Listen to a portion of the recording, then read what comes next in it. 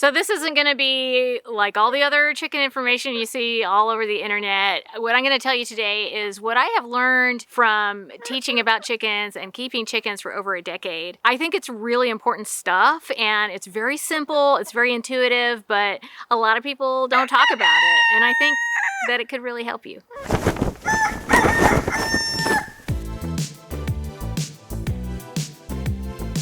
Hey guys, welcome to Chickenlandia.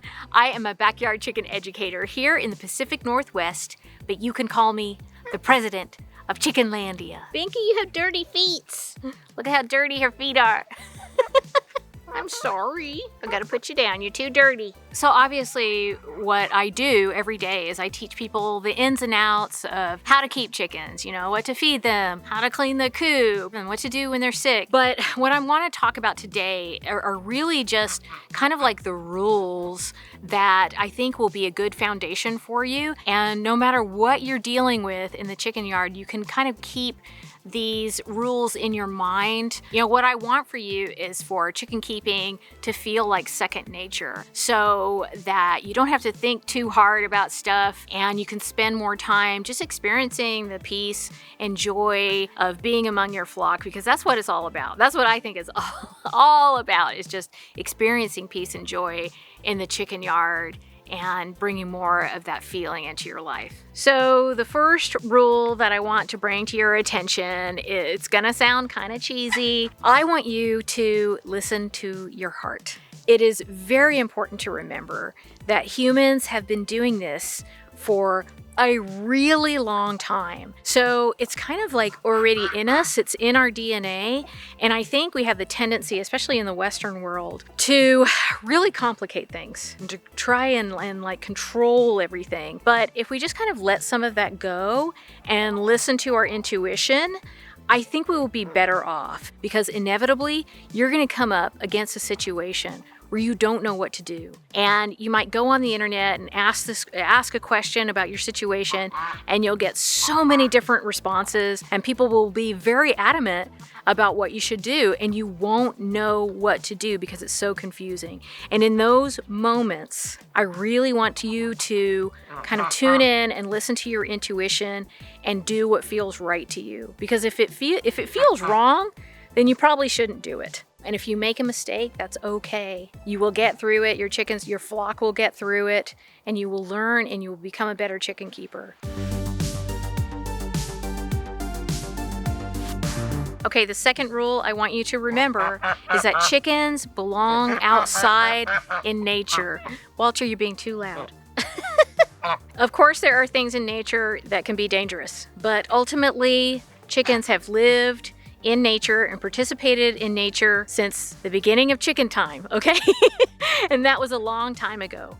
This is where they belong. They don't belong in, small cages. They belong outside in nature where they can peck and scratch. That's where they do the best. Chickens, they need to build resilience, and they build that resilience through exposure to their natural environment. And they will, in the long term, be healthier that way. Okay, the third rule is focus on balance. So I know I sound like Mr. Miyagi.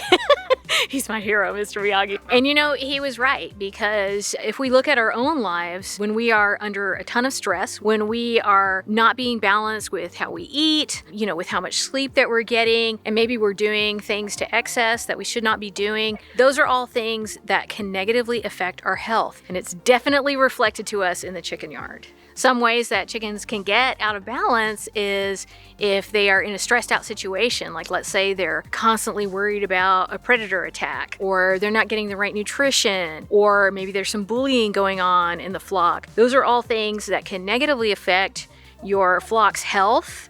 And, that has a lot of things attached to it, like you won't get as many eggs, and you might lose some chickens, and you might end up with illness in your flock, and those are things you don't want to deal with. So make sure that your chickens have a nice balanced life, and I think if you focus on that, you will have a healthier flock.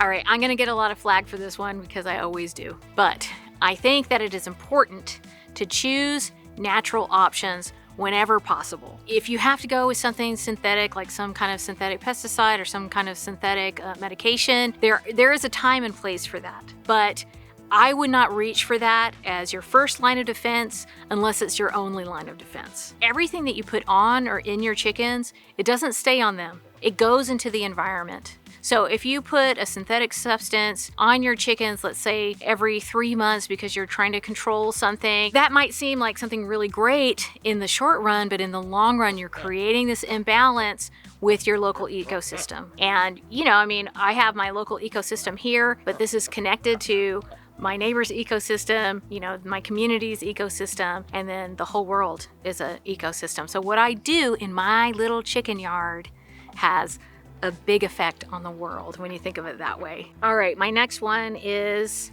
choose practices that are compassionate. That's really like practice for the rest of the world, for the rest of humanity, especially with little kids. They learn how to recognize that these creatures, they are little sentient beings and they have feelings, and it doesn't mean that, you won't have to make tough choices sometimes. But when you always have that feeling of compassion in the back of your mind, that is going to extend to your community and to the world. Just start small, start with the chicken yard, start to show compassion and respect for these creatures, and then that will leak out when you're dealing with the rest of the world, okay? And you'll be a better person for it. Okay, here's another one that I always get in trouble for saying. Somebody always gets upset at me for saying this. Seek to live in harmony with wildlife. Okay, big and small. So what I mean by this is when you're dealing with predators, it is best to allow them to be. It's best to live and let live. And I'm not just saying this because I'm a big fat bleeding heart, okay? And I am, obviously I am. But that's not my only reason for saying this. It is important that we don't create an imbalance in our local ecosystem when it comes to predator and prey. I'll tell people you don't want to kill off all the raccoons, you don't want to kill off all the possums around your chicken yard. There is a very important reason you don't want to do that. And that reason has to do with another predator that is very small that can become very bothersome to you and create an awful situation, a stressful situation for both you and your chickens. It has to do with rats, rodents, okay? If you want to learn more about this, I think it'll be pretty interesting to you. All you have to do is click right here. It's about predators and why they're important for your flock. I know it sounds crazy. Just click right here. It's 100% friendly backyard chickens education and entertainment, and I know you're gonna love it.